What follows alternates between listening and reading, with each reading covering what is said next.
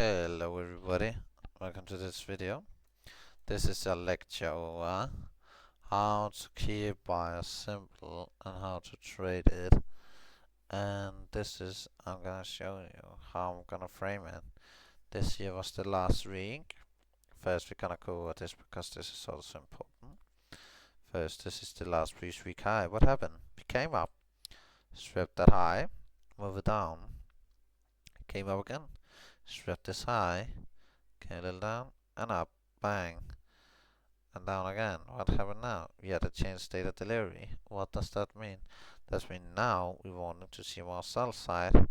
What happened? Oh, we came down to our last pick high time of family gap we have rejected on before. Came back up again into the change of state of delivery and the order block. Made a new buy sign. Came down again. Took the sell side and hit it here. And came out again. So now this is valid for us to delete, but remember and study why it's important to mark the thing up in higher time frame and learn the things in the higher time frame. It's really important. This is the hourly. You can do it on there. I prefer the weekly, the daily, the 4 hourly, and the hourly because the 4 hourly look a little different. This one here could be the turtle soup, as you guys know. This one will be the turtle soup. This one here will then be the auto block. Auto block, bang, turtle soup. Bang, up there, target here. What target next? The sell side down here. And yes, we actually will have hit it to take profit. Bang. So yeah, this is also how you can frame the higher time frame. And even though on the daily, right now here is really choppy, but we can start seeing that we are almost closes above this low. Went up. So now, what can we then draw our bias to? If we go in and look at this day right here, Tuesday, because Tuesday was actually quite funny to trade.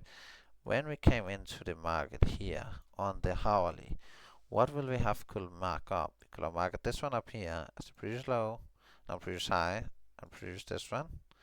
And we'll mark this one up here right now. And most likely now, we will like to see a downside on it. So now it dropped down to the 15 minute and be like, okay, it's look really bearish. Why does it do that? Because it started moving down from the hourly. So now we're gonna go one forward and a little more forward and waiting. Oh, a big displacement candle to the upside. Now we have break the change in state of delivery and it's not 9 yet, so we cannot form a bias. Pressing one more time, 9 came there. Drop down to the 1 minute and we mark the 9 up. There you go, 9 right here. And now what we're gonna do, we're using our bias. We know that we just took the high up here, but if you see MES, oh, just delete this. MES had a SMT here. So this one here was a valid SMT for us. So now we can mark this SMT up here. We know that we just displacement through a change in state of delivery on the 15 minute, and we have those highs up here trending liquidity, as you also can see here. Yes, they the same, the trending liquidity, and that's something we want to see before we wanting to go down. And where's the next hourly PDA? Up here, up this one, big shit up here. This is the next hourly PDAs we want to look for, not PDA, because this one is the single hourly, this one is just the whole V shape up here. It's important to look out for. Then we drop down. Oh, so everybody is with it. We first go on the hourly, make a bigger market maker model. We then drop down to the hourly, look for any PDAs. This one here, you can also see sell side over here if you want to mark that up. I will do it in this example. I knew it was there, but I'll do it. And something funny also to look out for is this one. This one here is the low, break it out. But now this one here, look what this is. Black candle, he's reducing with a big white candle. Not this one. This one is a small one. Look here again. Black candle. Big white candle. This one here. Close it above. Bang. Continue to the upside. This one here. Start closing above. Bang. You have to remember those V shapes here. Looking like those here. It's good to look for. That's a V shape is supposed normally to be a reversal. We will also do a lecture on that. But here, we took this other side. We had SMT, the M15 minutes, changed the state of delivery. Why is that important? Because now we know we'll look to upside. Because the last, this is for me, I'll type it down so you guys know. Higher time frame, PD array equal draw of liquidity. And this one up here we knew because that is the next M15 minute family gap. And we know that imbalance needs to get filled. You can just go back and backtest. Every family gap have to be filled at some point. You will never ever really see one that's not filled. We came down and filled those one here. So I cannot do that now because we know it, because we are in the time now. See it? High time frame pre-rate equal draw of liquidity.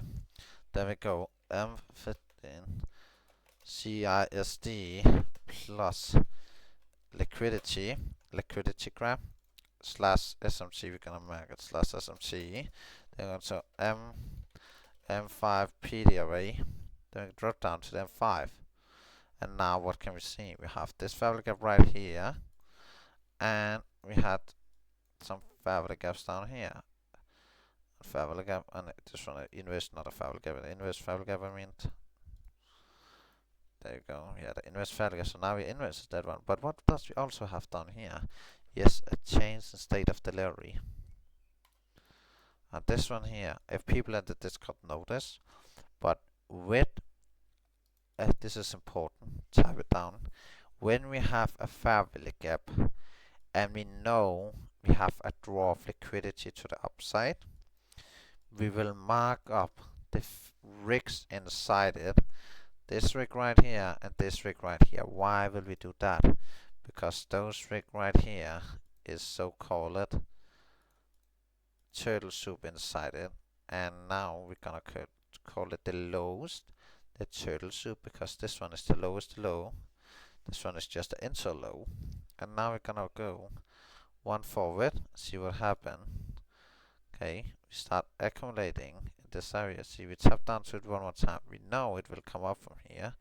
So now we can place an order here, because we also knew it. People also will know that if they was into the stream and watch it.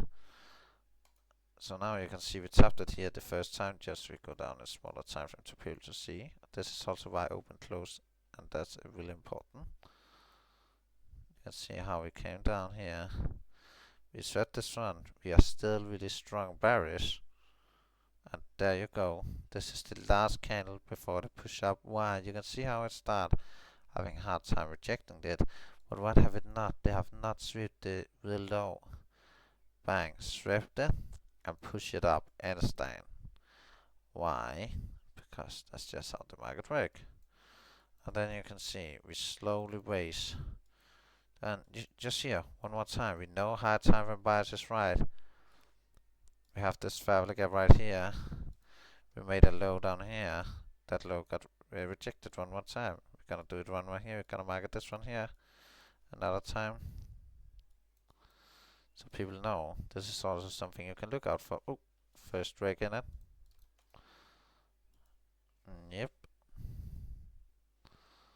Want to see it. Because if we tap it one more time, this here could be a valid area of interest to entry on. Because that's a wick inside a family gap. That can be used as a turtle soup in my eyes. And we can slowly see how price rejecting this high. There you go. The wick inside it. You can now also have used this one here if you want to double confirmation. Like this is the low. This is other lows, so I will have used this one personally. You can have mark it up here, trade it from there, put stop loss down here because this one here will be protected also because of the SMT.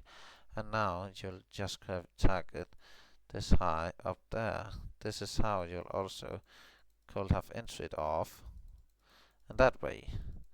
And this is just how I'm framing my bias. I know this is cherry picking because we know this will happen, but you can just go into the screen and watch me trade it. You saw me entry on this trade. You cannot deny it. You saw me entry on it.